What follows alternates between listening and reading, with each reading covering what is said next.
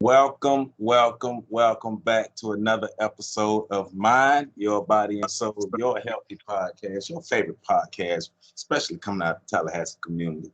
I am Joseph Ward, and joining me shortly will be my co-host, Mr. Matthias Sweet. But if you don't know about us, we are a part of the Ryan White program here at Neighborhood Medical Center here in Tallahassee, Florida. And we're taking this opportunity with podcasting to make sure that we use these digital realms to connect with our audience. COVID has, put some clamps on us, but we're not going to allow it to keep us down. And that's why we create this podcast to keep moving. So thank you to everybody who has been supporting us from day one. So remember, Mind Your Body and Soul is an educational podcast that focuses on all things health related to help our listeners learn more about various health topics and information they may or may not have access to.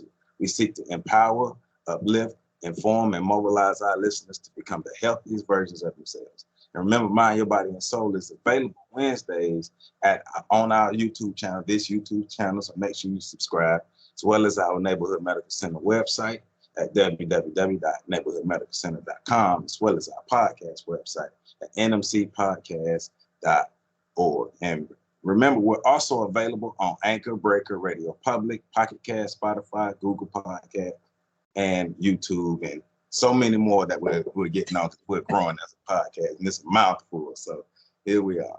All right. So today, I'm excited about this interview today.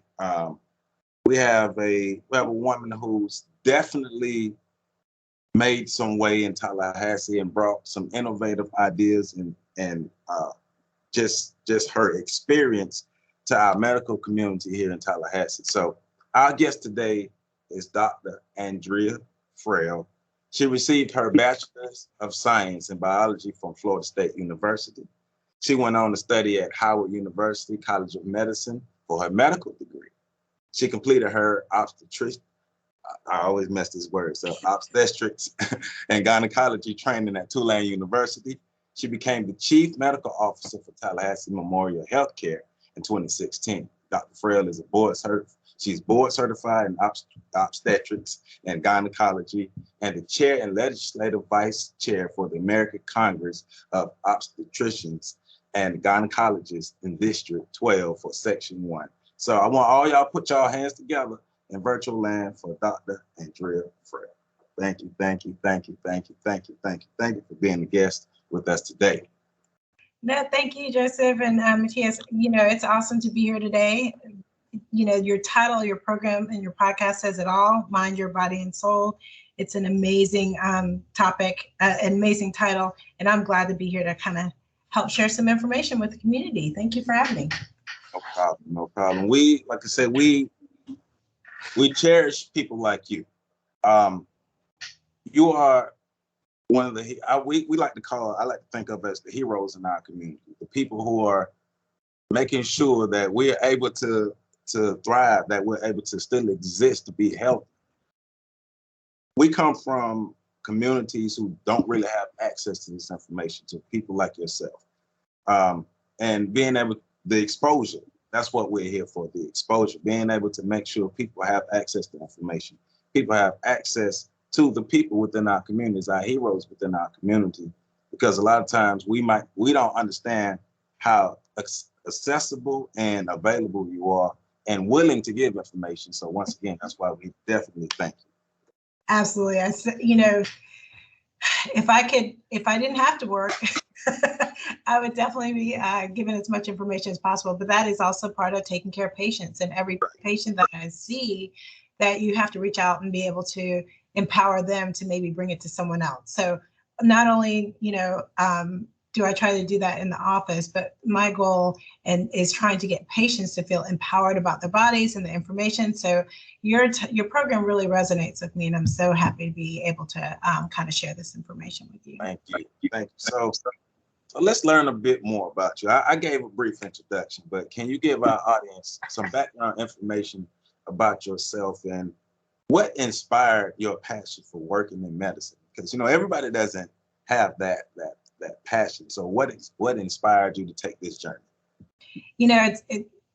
there's so many factors that come into play. And as you get to be as old and gray haired as I am, you start looking back and you think, has anything changed about what I say to people when they ask me this question? And it pretty much has remained the same. And I lost my mother at a very early age, and I was always inquisitive, had lots of questions about my body, raised by my father, who is an awesome father who, bless his heart, had 2 girls to raise now by himself. And we kind of lucked out, had lived, back in the day, you can go hang out in the street and go down to your brownie meeting and walk down the street without any issues. So we had lived in a neighborhood where I went down to our brownie troop leader, and one of the women, she was a nurse, and I always thought it was really cool that she would come home in her whites and with her, and just was curious about what she did. And she somehow started talking about your menstrual cycle. And I thought that was fascinating. So anyway, she really had a lot of impact on me. And I asked her who delivers babies and who does stuff that has to do with that, like your menstrual cycle and the egg and, getting fertilized. I just thought it was fascinating. And it seems so childish as I think back on it, but literally it stuck in my brain because she said, well, typically OBGYN does that. And I said, oh, okay. So in my brain, I was like, oh, that's what I'm going to be, along with other things that you're growing up doing. So that was very young. And, but it did make life a lot easier to have in my mind. So some people might say, I'm going to be an engineer. I'm going to be a lawyer. I was like, oh, I'm going to be a doctor. And that specific. I had no idea what it would take to become that. I had no idea, nothing about it. Just that's what I wanted to do. Hadn't seen a baby born, hadn't seen, but I thought she was fascinating, and I thought that was fascinating. So fast forward a lot of years, a lot of learned lessons, and here I am. But that's amazing, because you're talking about that spark that you got that opened your mind and opened the possibilities of you being where you are today. And you're literally where you achieved that goal. So when you were realizing that you were achieving your goal, like what was going through your mind? How were you feeling about yourself and your accomplishments? Oh, it's so crazy. Joseph, when you're thinking about those things, most of the time I was thinking of a backup plan. Right. I'm like, okay, I'm gonna go to school. I'm gonna go to FSU. I'm so excited. Got into FSU, going to school, and I'm gonna major in biology pre-med.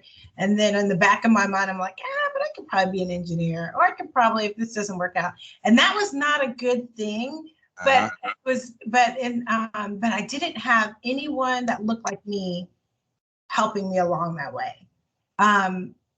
I didn't have a lot of people telling me no, but I did have people thinking, oh, really? You're going to do that? But I had to maneuver that myself. I had to figure out, okay, these are the requirements that it takes to become the physician.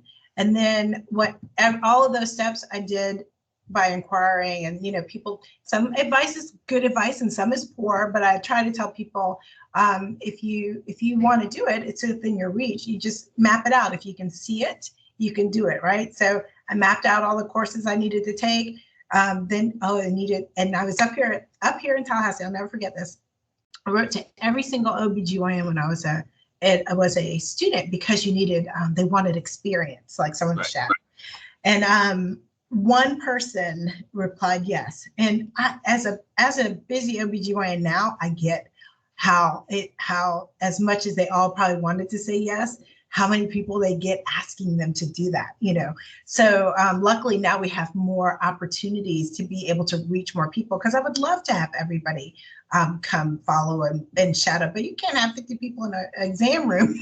It's impossible to do that. So these kinds of things also help, even with mentoring and letting people understand different pathways. So, but yes, that physician didn't remember me when I came back. She was so wonderful. But when I reminded her, she did remember who I was. So it was, and at the time, even when I came back to Tallahassee, there were 4 female OBGYNs in town, the rest all male, and nobody under the age of 30. Wow. I'm sorry, under the age of 40 at the time. Okay. And so, because I was 30, so the path is long, and I went straight through. But it's it's definitely well worth it. But it's not a road often traveled, because there are challenges. But so exciting now that there are more women in medicine, because the more you see yourself and you see that, oh, there's someone that can do that. But then there is that other population where you don't really have to see it, you just have to know it. Yes. You do it. So there's both, right? Yes. But see, I love the way you're telling the story, because not only are you giving us information about how you got to where you are, but you're talking about a mindset behind it as well. So you like a secret motivational speaker in there as well. So. Oh no. But so, you do have to believe in yourself. And, yes. So you're touching on your time at Florida State. So that's one of the things I'm interested in, being able to study medicine at Florida State as well as Howard University. So two like opposites, but you're still in the field of medicine. Culturally, they're different. So what were some of the differences? Of course, we know the stark racial difference, but other than that, what were some of the differences, but also some of the similarities that you experienced in studying medicine at FSU as well as Howard? So sure. So we only have an hour together, right? So I went to high school where it was predominantly white, and we were, 98%, maybe 97, 98% white, 1 to 2%, well, 1% black. So there, I went from going to Florida State was not a culture shock for me. Nothing at Florida State was, but the culture shock was the culture. The culture at Florida State was great. And I had a good time. I met other people that looked like me, that had dreams like me, that wanted to do great things. That even when I think back of all the people that I met at Florida State and all the things that they're doing right now, I could see that and feel that. We all felt that, and we all helped each other too. But we all had a good time. I'm not gonna lie, I had a great time at Florida State. I didn't have a single bad memory, and I focused on that. But I came through a summer program, and so I had other friends that were engineering, medicine. A lot of people come in pre-med and drop out and change their course, and that was always very tempting. But I had people surrounding me that were like, "Oh, you can do it." I'm not gonna do it, but you can do it. And it was different, when you're in the university setting and you're around people that don't look like you, and even if it's sorority based or non or different access. So you're in these big classes before you get to your into your major. You remember all that. So when you're in those classes and you're looking and you're trying to take tests, I didn't know anything about a test bank or questions where you can just study I didn't know any of that. I was literally looking at the professor, taking notes and taking a test, not knowing about all the other factors. So it was culturally, I think if I was more connected, I would have had a little bit different experience. It wasn't a bad experience. You live and learn. And I learned pretty quickly, because I would just happen to be walking out of class one day and someone was like, "Oh, that was a hard test." I was like, "Yeah, that was rough." And he was like, "Well, lucky I had some of the, we were able to have the test bank." And I'm like, "What test bank?" Yeah. But people had collected questions for years and years, and they would, these study groups and things. So, but the biggest thing about that is when in those areas, you have to open yourself up. So you have to be vulnerable, which is difficult when you're young and you don't want to seem like the person that doesn't know. But my advice is, if I look back, I would have been as vulnerable and been like, "Hey, I want whatever study group y'all are in, I need to be in there too." So that was one thing at Florida State. Not a negative, just a learning experience that we all went through. Flash forward to Howard. Loved Howard. Got off. Howard was amazing because you were around. Now, the difference is now you're studying for what you want to be. Right. And everybody's smart.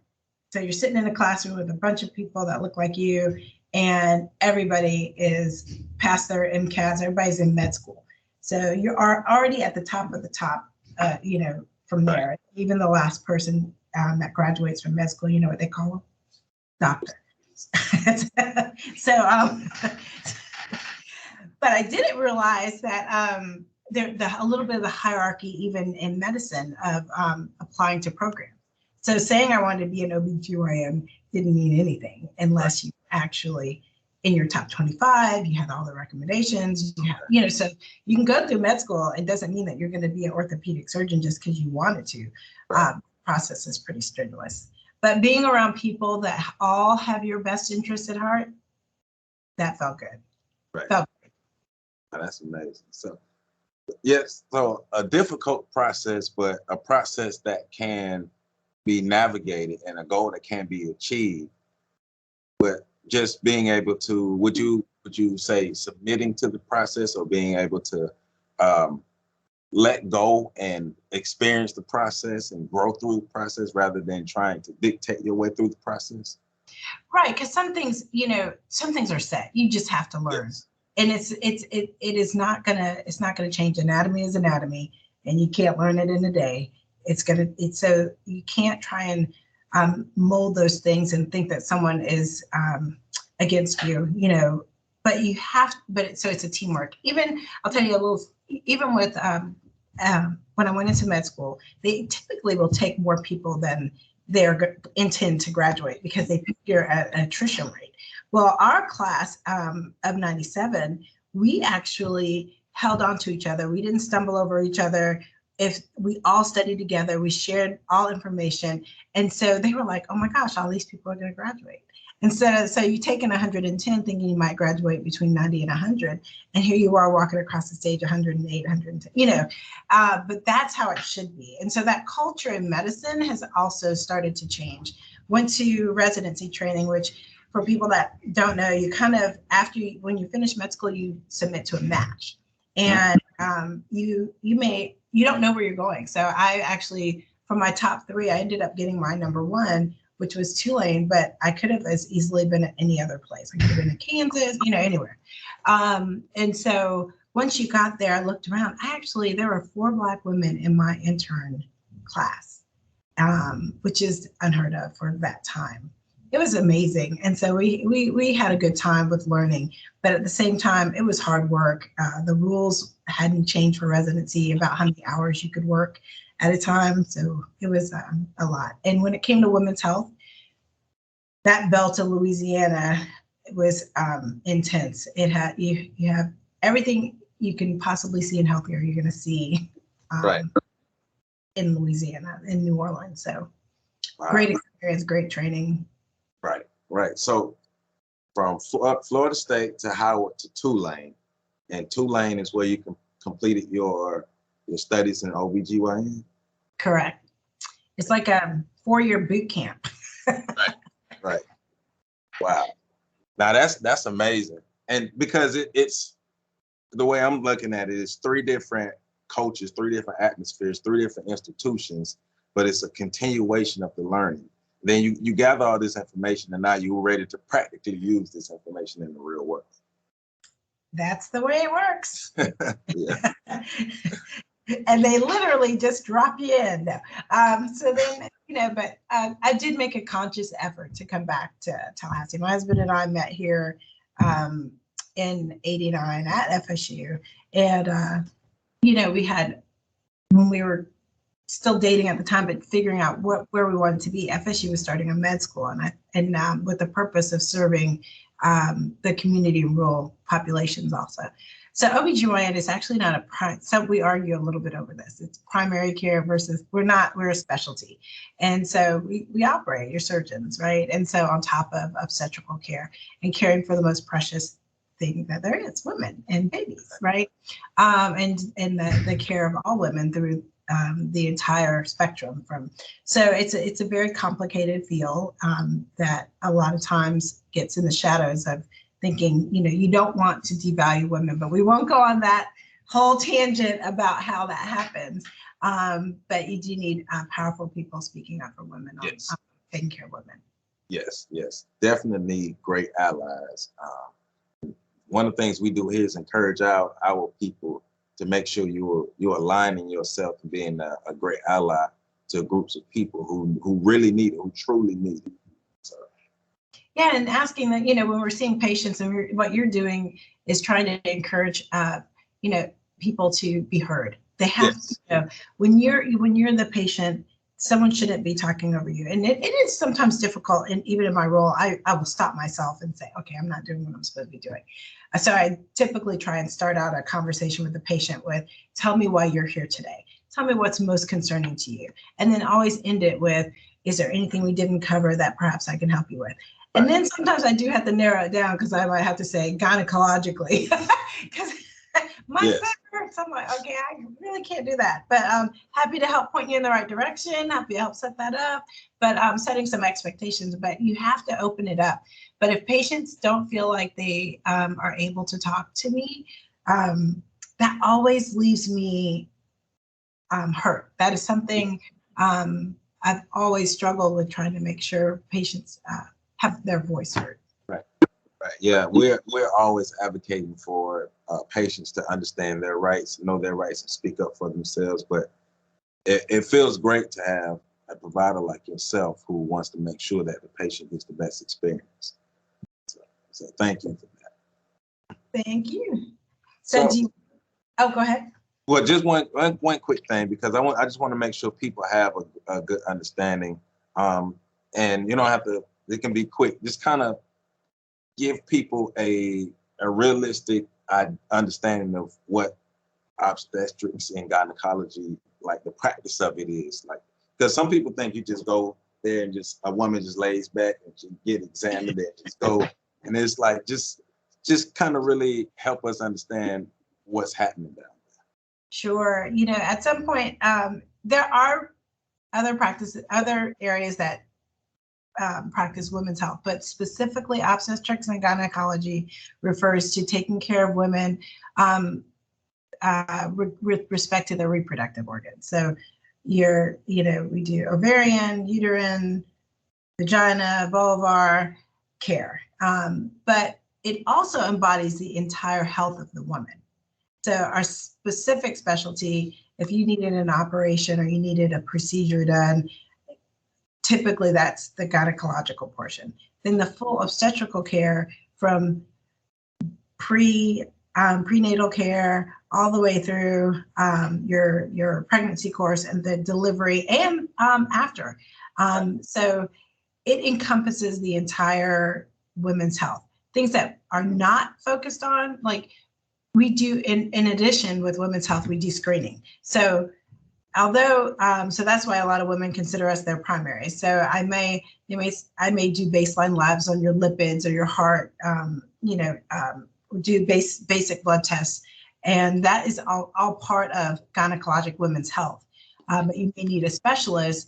I'm not a cardiologist, so we may still send you.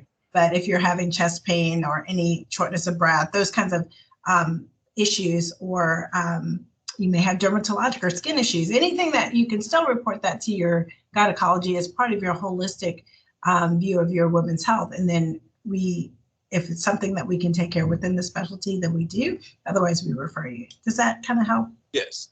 That's just because I just want to make sure people have a clear understanding, don't leave here just making up their own stories and things. So thank you for that. Absolutely.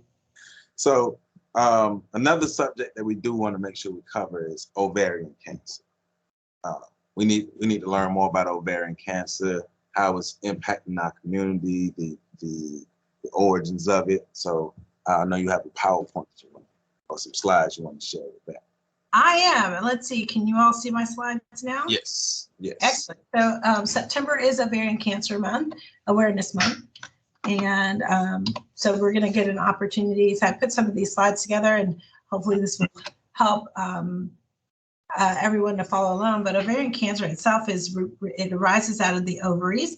And you see here where this is the fallopian tube, and this is the ovary overall, and then this is the tumor within it. Those are attached to our reproductive organs. And typically ovaries are the organ that makes the hormones and releases eggs.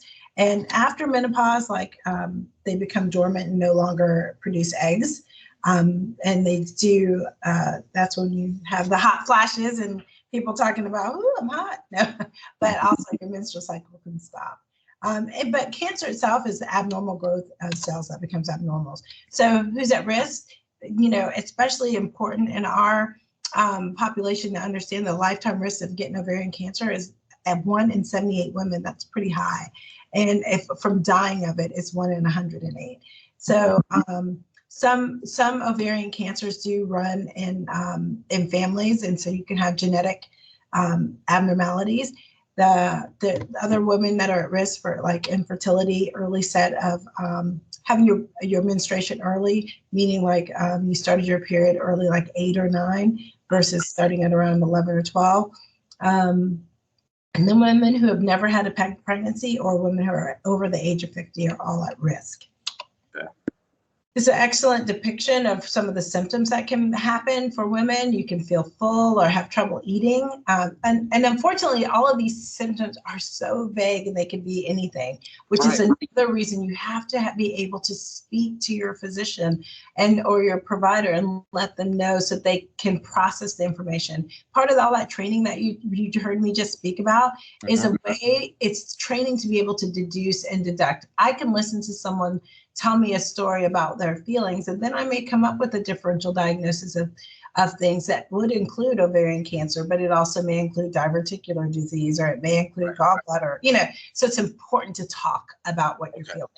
So, so just, and how what you said, how I'm understanding it, you know how you can take your car to a mechanic and they can just listen to it, and then from there they'll tell you, well, you need to fix this muffler. That's basically what you just explained when somebody's giving you their symptoms, but from your perspective as a doctor, when they're giving you when they're explaining what's going on with them, with that same logic, you were saying, okay, well, this is possibility, this possibility, but these are the things that are happening with the body just based off of how you explain what's happening to you. Exactly. I'm a mechanic. Thank you. I love it.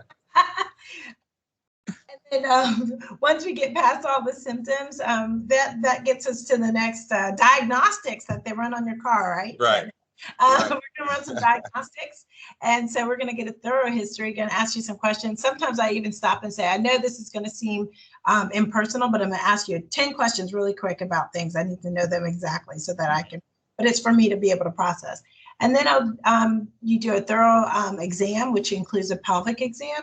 And just to be clear, a pelvic exam does involve the clinician or the physician physically inspecting and feeling the reproductive organs. And when we say feeling, I can't necessarily feel your ovary. I feel in the area of your ovary. If your ovary is enlarged, it's a texture, it's how it feels, kind of like that hum of that engine. It just might not feel right. Either it's thickened or something's not right. So if I feel that, then I definitely order some imaging studies, which include maybe an ultrasound or CT or MRI. And then we might actually also order blood tests, which include basic blood counts, so like to see if you're anemic and to see if your platelets are normal. The platelets are what help clot. We also look for tumor markers. A lot of people are like, what? Can I just get a CA-125, which is a blood test that if you Google it, you're going to say that that's one of the tumor markers that help us with ovarian cancer. But it's pretty nonspecific and can lead to other things also. It's just there is not one good test right now. Okay. So it also may include us having a biopsy and looking at other places like the colon and the breast for whether the tumor has possibly spread. And we look under the slides, we do biopsies, we take out the mass itself if we find it. Sometimes it's typically treated by surgery, which is called a debulking procedure. And it involves removing, this is what we call the omentum, which is a drape that goes all around the belly. Then this is the uterus here, the ovaries with the cancer in it, the fallopian tubes. All of that area, all of this lymph nodes get sampled or removed. Right. This is another picture. This is what ovarian cancer does. It kind of has mets, and see these nodules. This should be all pink and smooth instead. Okay. And sometimes you have to get a port placement. That's not us. And chemotherapy is typically with ovarian cancer surgical staging or surgery that we just discussed. and then chemotherapy.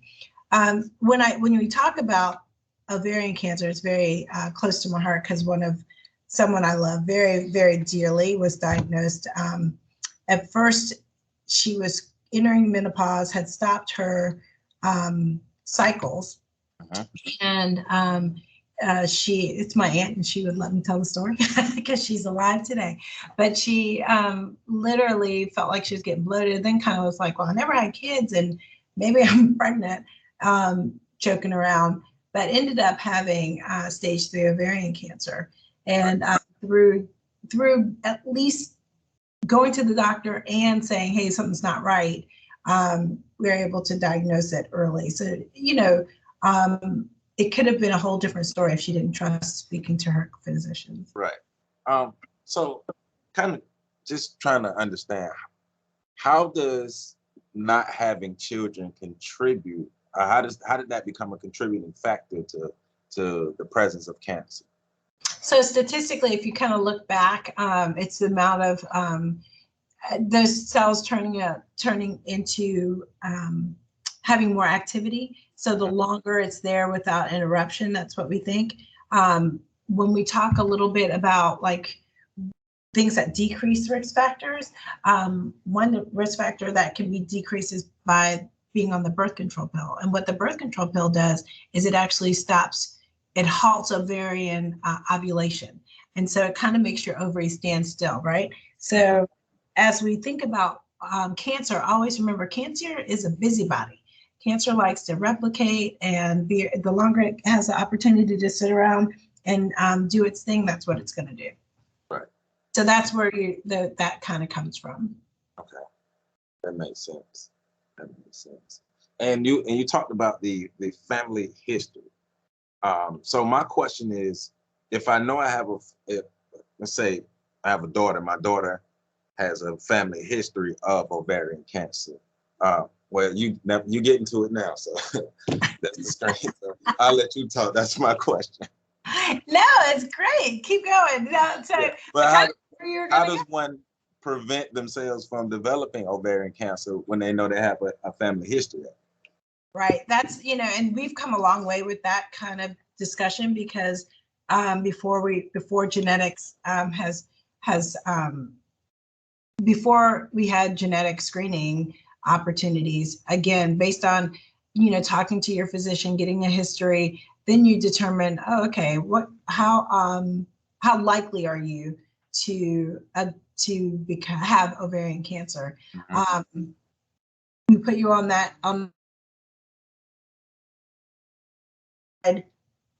whether genetic testing is right for you or not. But the biggest thing is establishing a relationship with someone, or at least keeping your own personal. I know we're going into this technological age, right? Keeping your own personal history, making sure that you are able to share that with each doctor if you have to switch around, so that we can follow you, and making sure as much as possible that you do have blood relative information. Right. And then get tested genetically. So here's some of the genetics that actually tying some of the breast cancer, ovarian cancer, and other risks. So the ones that we're looking at here, BRCA1, BRCA2, and the Lynch syndrome are the more common ones that you may hear discussed. So if in your family you're like, well, everybody has colon cancer, well, that makes my ear perk up all the time to look for breast and ovarian. So those are the ones that we look for. But if we don't have the conversation, we would never know, right? Right. And in our culture, sometimes we don't want to talk about it. Exactly. So so talking to someone who says they have a history of colon cancer, so that will automatically make you check for ovarian and breast cancer. And is it because of just the presence of the cancer, or the cancer being in a specific location? A combination of both, but because you don't want metastatic disease. If you're already diagnosed with the cancer, you're going to be followed for metastatic or disease that has spread other places. But then you also want to find early primaries that meaning a new cancer of the breast or of the ovary as soon as possible, so that can be treated. Right, and that's because, like you said, cancer is a busybody. It's a busybody. The earlier that you catch it, the more likely you are to survive. Okay. Speaking of, so when we're finding ovarian cancer in their stages, that you see that as you go down, the risk of survival is lower. And most patients are actually found at stage 3. So it's a very uncommon and harder to find 1A through 2C. So your survivability goes down the later that we find it. Right. And are you finding more cancer at stage 3 because, like we talked about earlier, the symptoms people may have, they just contribute them to everyday symptoms that may occur, because especially you talked about feeling hungry. So those symptoms, I experienced these symptoms all my life. I wouldn't contribute this to cancer. Oh, right. Like, or feeling not hungry, actually. So right. In the differential for that, you'd include ovarian cancer, but a stomach cancer or an ulcer, or, so there's all those differentials but you do want to rule those out. And so if I had a normal ultrasound and I had sent you for an endoscopy to look down to check your stomach, all of those things versus let's just see what happens. Right, exactly. There's still a pathway. It's okay to say, okay, if this doesn't get better in 3 months, then we need to do this. But that's where the next step is. We're all busy people, right? And if I told you if it doesn't get better in a month, come back and see me. How many people don't come back? How many people wait a year? How many people? Because we have jobs, lives, people that depend on us. But you have to put yourself first. Otherwise, those people will be depending on nothing, right? Right. Yeah, that's real. That's true. That's true. So, and when we're talking about the treatment of cancer, we're in the age where everybody has access to a cell phone and the internet, YouTube, social media. So we can get all types of information, just like during COVID now, everybody has become a infectious disease expert. So, so to be able to bypass that stuff. So we're talking about cancer treatments. You talked about the surgeries and the chemotherapy. Are there other alternatives that are offered to women in treating ovarian cancer that some may not know about? So, it's interesting that you say that immunotherapies are coming about, but the cancer itself is already, once you get diagnosed with cancer, a multidisciplinary approach to how you care for the patient. And so, you have the option, especially now with telehealth, to also get consultation from others. But I will bet what other people don't understand about the physicians, we actually have tumor boards where we speak about the tumor itself, represent the patient, and decide if this is the best care. So these doctors are not always working on their own. You're collaborating and trying to get the best care. And even that may include me saying, oh, you know what?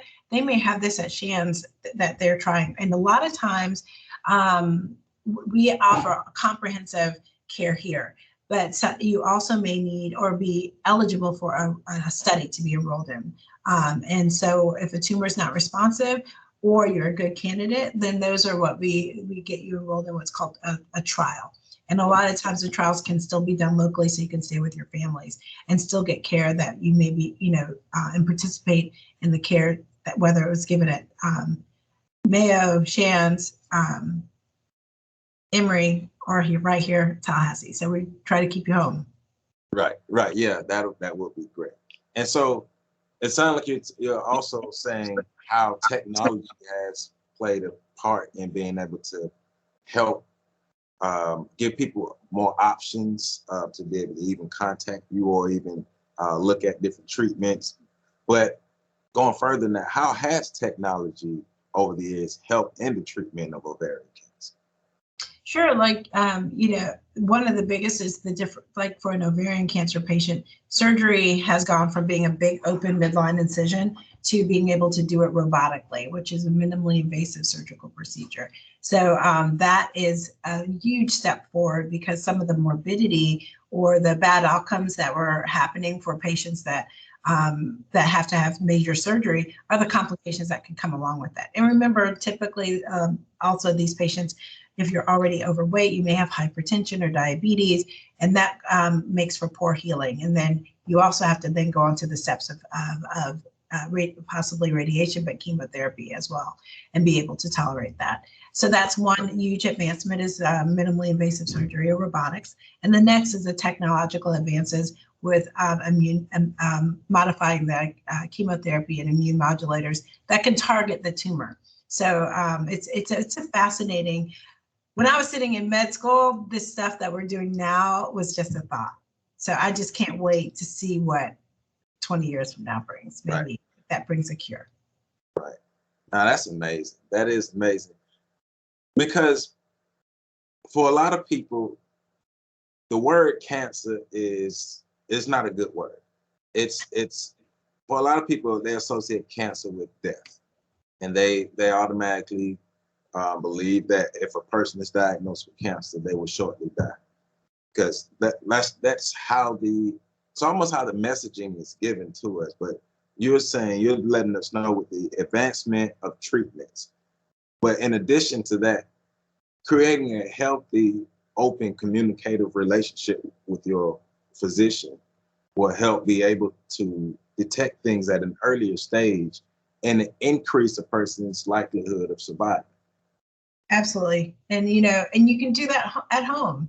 Actually, the nice thing about it is that we have everything you need here.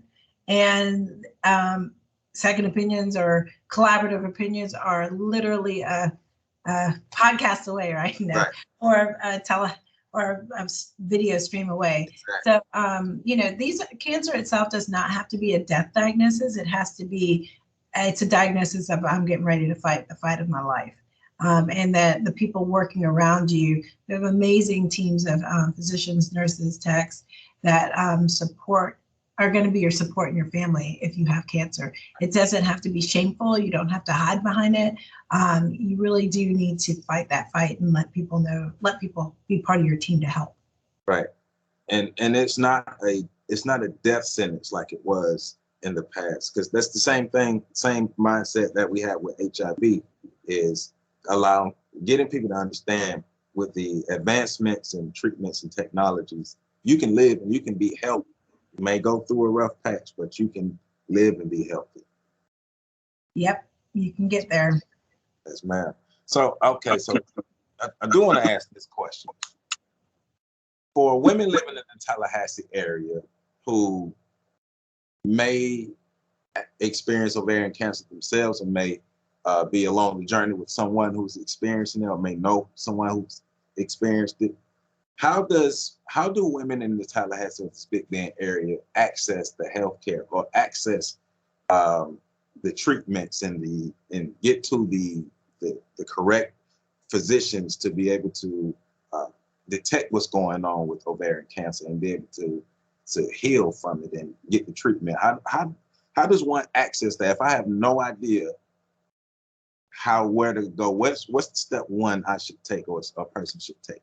So one thing that's nice about the Affordable Health Care Act and Women's Health Initiatives is that you don't have to have a referral. You should be getting a wellness exam every year.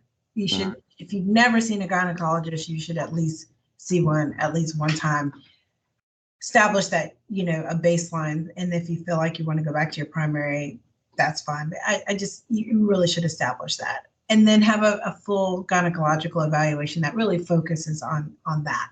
So if you, honestly, it really is about picking up the phone and making a gynecological appointment, because that is how, that's how you're able to get treated. Okay. So it's just as accessible as any other medical service. So picking up the phone and making an appointment, make sure you show up to the appointment. That is it. Yeah. Because I understand that working in healthcare and then just being a regular person. I know I missed an appointment 2 weeks ago because I had to make a decision of, all right, we need to get to work at this time or I need to just go to these labs. And my mind was, well, it's just labs. But going back to what you said, though, We need to learn we need to do a better job of putting ourselves first and putting our health first. Yes, ma'am. Yes, ma'am. So, so we're down to our final question, and I appreciate you. This has been a fascinating conversation, a great conversation. Definitely learned a lot. But as a woman who's in the medical field, as a professional, what would you like to see improved about the healthcare system, and what should patients know to ensure that they have the greatest healthcare experiences possible? I think we touched on it a little bit. I think in order for us to be able to treat women with the type of healthcare that we deserve, you have to be able to, one, listen. So healthcare professionals have to be able to listen, and patients have to be able to trust. So our first step is to just acknowledge that you need to be able to trust. You trust your accountant, your mechanic, everyone else. You have to be able to trust your healthcare provider. So find someone that you feel that you can talk to, and that it has that mutual respect with you, so that you can feel that you're able to take care of yourself. I can't express that more than we're talking about right now, right? That's the most important part. And sometimes bringing someone with you, or an advocate, to help if you feel uncomfortable and you're not able to maybe express for yourself what's going on. Have someone there, your friend or relatives, that's able to help you with that process. Because remember, we all went into healthcare because we want to help people, and but we're also human, and there's that point where you will miss it if you're like, okay, is she really trying to tell me something different? Or otherwise you're just going to move on. And I don't ever want to, none of us ever want to just move on. We want to know that you've gotten all your questions answered and that we got you healthy. Exactly. I appreciate you. I really do, because you really helped to open my mind up a bit more. I consider myself a studious person, but I'm also think about myself as like the empty cup that's always willing to be filled with knowledge. And you definitely helped me learn some new things today, get some new perspectives on the medical field, because especially now, we're in the time now where especially a lot of people in our community are expressing their distrust for the medical community. But I believe a lot of that it is real distrust, but a lot of it is a continuation of narratives as well, because we can see in some spaces, I've seen myself, people who have literally gone to the hospital in this time to save their lives, but will come back and say, well, I don't trust this and I don't trust this. It's like, it's the dissonance going on. But you are helping to be able to put a trustworthy face on the medical field. Let people know that if I dream about something and I'm willing to put in the work and be consistent with what I'm doing, I could literally live out my dream. You're literally living your dream. That's amazing. And that's inspiring. So thank you. No, thank you for having me. I hope everyone's doing that. Live your dream. We only get one turn at this, right? Yes, ma'am. Yes, ma'am. So, and if you don't mind, how can people get in contact with you? Somebody else see this interview, they say, I want to interview Dr. Frell, or they want to bring you on a TED Talk or whatever. How do people get in contact with you?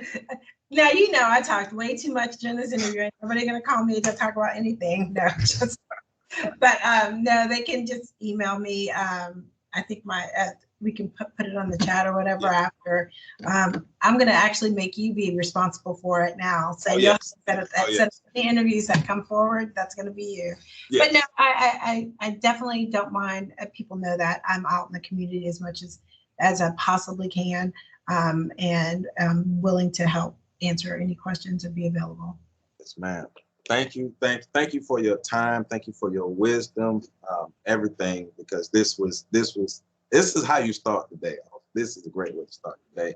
And I appreciate you, and definitely look forward to staying in contact with you, to be able to collaborate. And if there's any way that we can assist you in being and help you in any way, please let us know. Sure will. I'm putting my email in the chat right now. Yes, ma'am.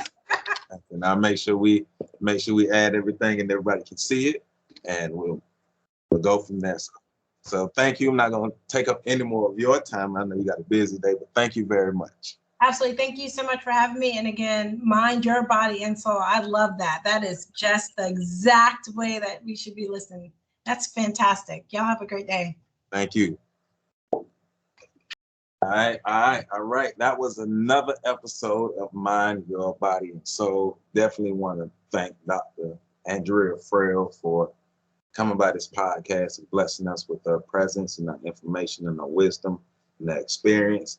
And remember, this is Mind Your Body and Soul, the healthy podcast. And Mind Your Body and Soul is an educational podcast that focuses on all things health related to help our listeners learn more about the various health topics and information they may or may not have access to. We seek to inform, empower, uplift, and mobilize our listeners to become the healthiest versions of themselves. Remember, every Wednesday, or as many Wednesdays as possible, check out our website, nmcpodcast.com. Subscribe to this video right here on this YouTube channel. Hit that subscribe button. Hit that bell so you get those notifications. Remember to share, to comment, and to hit that like button. Hit that like button. And we're also available on Anchor, Breaker Radio, Public, Pocket Cast, Spotify, Google Podcasts, and your favorite podcast platform. So y'all check us out. This is Mind Your Body and Soul. I am Joseph Ward, representing Neighborhood Medical Center, and we are out of here. See you next time.